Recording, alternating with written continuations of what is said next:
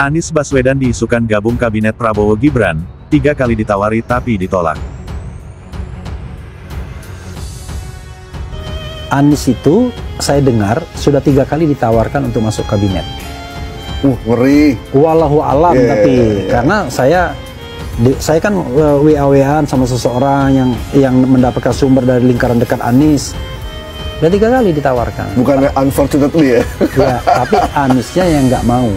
Kalau seandainya diajak oleh Prabowo Subianto bergabung ke kabinet, apakah Pak Anies Baswedan bersedia membuka diri, Pak Anies? Ya, saya rasa lebih bijak kalau saya merespon sesudah ada ajakan. Kan tidak patut saya mengatakan ya atau tidak, padahal ajakannya aja tidak ada. Belum ada. Jadi saya rasa kita hormati justru dengan tidak berspekulasi. Tapi kita hormati karena sekarang ini yang berada di dalam koalisi itu saja jumlahnya sudah amat banyak. Ya. Jadi kita tunggu, kita bukan ditunggu dalam artian mengharapkan, tapi kita hormati proses ketika nanti ada pembicaraan, baru pada saat itu saya akan menyampaikan respon. Jadi itu saya rasa etikanya begitu. Oke. Masih menunggu ada ajakan atau tidak. Tapi kalau misalnya nanti ada ajakan, apakah akan menerima itu, Pak Anies? Ya jangan berandai-andai, belum dengar gitu. Ya. Jadi saya sampaikan juga kepada semua bahwa saya tidak patut rasanya untuk memberikan jawaban atas pertanyaan yang bukan dari penanya gitu. Pertanyaannya adalah siapa yang akan menggantikan Gibran? Kalau Gibran di-impeach. Oke. Maka kata Mahfud MD, dia menyebut 3 nama. Puan, Ganjar, Anies. Ini sih saya kira nggak analisis dia, cuma sekedar yang pantas. Kan gaya Mahfud kan begitu. Maka saya pakai gaya Mahfud juga. Siapa yang lebih pantas di antara 3 itu? Saya berkesimpulan Anies. Oke. Loh kok Anies? Begini. Kalau Puan sama Prabowo itu tipenya sama. Tipe pemimpin yang tahunya beres. Tidak mau going into detail. Nggak mau loh dia detail-detail mimpin rapat teknis begitu. Jadi makanya jabatan Puan kan Menko Pembangunan Manusia. Tapi kalau ditaruh Menko Perekonomian pusing dia pasti. Menko teknis ya. Menko teknis, Ketua DPR yang mimpin sidang, tapi teknis dikerjakan Wakil Ketua DPR, termasuk abolisi ini kan. Yang aktif justru Dasko. Nah, itu tipenya sama, satu suka pidato, satunya suka acara-acara seremonial saja. Kalau misalnya Ganjar nggak mungkin, karena dia nggak bisa melewati Puan.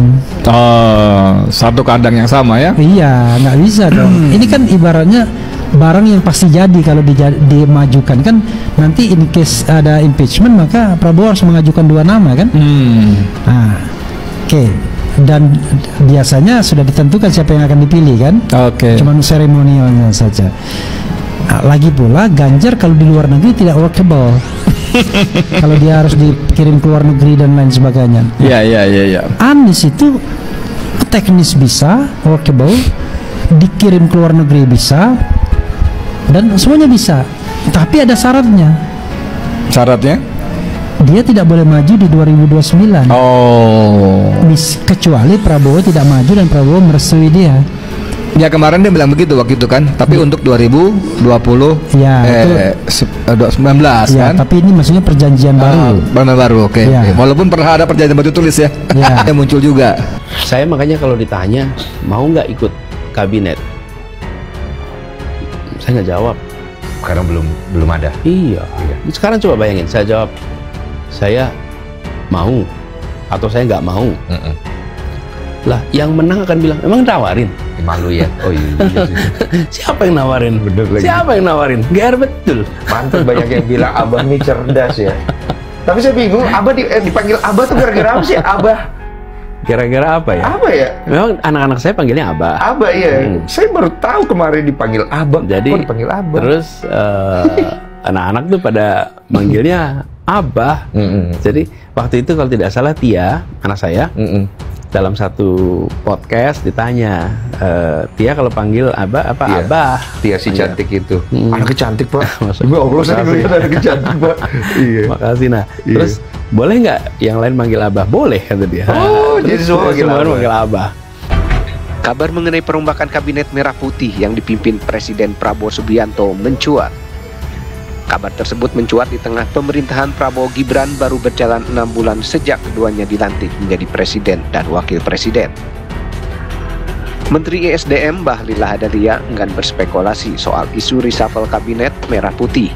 Baginya reshuffle menjadi kewenangan prerogatif Presiden Prabowo Subianto. Kenapa Anies harus kita dukung? Jawabannya sangat sederhana. Karena Anies Baswedan pendukung kebenaran. Bukankah kita sebagai pendukung Anies adalah pendukung kebenaran? Bahkan ada bukti. Anies Baswedan itu sama sekali tidak menginginkan jabatan. Sama sekali tidak ingin berkuasa. Yang kita yakini, kalau Anies berkuasa, dia akan melaksanakan gagasannya untuk keadilan yang setara. Dan kalau tidak berkuasa seperti sekarang, dia melaksanakan kegiatan sosial, malah membangun jembatan.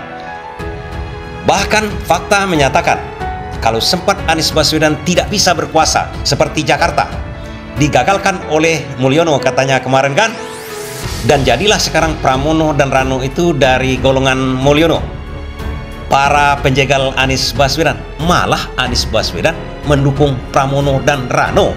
Nah itu. Tapi kalau saya boleh harus cerita, sebenarnya orang yang pertama kali meminta saya untuk jadi calon gubernur adalah Pak Jokowi. Yang kita tahu akhirnya Anies mengarahkan dukungan anak abah ini kepada Pramono dan Rano. Alasannya sangat simpel. Pramono lah yang menjanjikan dikembalikannya rusun Kampung Bayam kepada warga Kampung Bayam yang tergusur oleh JIS yang dihalangi oleh PJ Heru. Artinya kebijaksanaan Anies Baswedan yang dijegal oleh PJ Heru akan dikembalikan oleh Pramono dan Rano. Mantan Gubernur DKI Jakarta Anies Baswedan diisukan bergabung dalam Kabinet Merah Putih. Pengamat Reflay Harun membuat polling. Jika ditawari apakah Anda setuju Anies bergabung dalam pemerintahan, bunyi polling itu. 43% mengaku setuju sedangkan 57% tidak setuju. Hal ini kata Reflay menunjukkan adanya kegalauan dalam pendukung Anies. Reflay Harun mengaku mendapat informasi bahwa Anies sudah 3 kali ditawari untuk bergabung ke kabinet tapi ditolak. Bahkan orang dari partai lain juga bertanya mengapa Anies tidak mau bergabung ke pemerintahan Prabowo Gibran. Tapi orang lingkar dekat Anies bilang memang Anies tidak berkenan, tidak bersedia. Saya senang juga mendengarnya. Senang tidak senang, ujarnya. Menurutnya, jika semua masuk ke pemerintahan maka tidak ada lagi orang yang mau oposisi. Dan Prabowo kata dia termasuk ABS, asal Bapak senang. Sebelumnya, Anies sempat ditanya soal apakah dia akan bergabung dalam kabinet saat mencalonkan presiden pada Pilpres 2024 lalu. Namun Anies hanya memberi jawaban yang diplomatis. Saya rasa lebih bijak bila saya merespon jika sudah ada ajakan. Dan tidak patut saya mengatakan ya atau tidak apa ajakannya aja tidak ada. Jadi saya rasa kita hormati, tidak berspekulasi. Karena sekarang yang berada dalam koalisi itu saja sudah amat banyak. Kadi kita tunggu bukan berarti mengharapkan tetapi kita hormati proses ketika nanti ada pembicaraan. Barulah saat itu kita akan menyampaikan respon. Jadi itu saya rasa etikanya begitu, ungkapnya. Jangan berandai-andai, saya juga sampaikan kepada semua. Tidak patut saya berikan jawaban atas pertanyaan yang bukan dari penanya.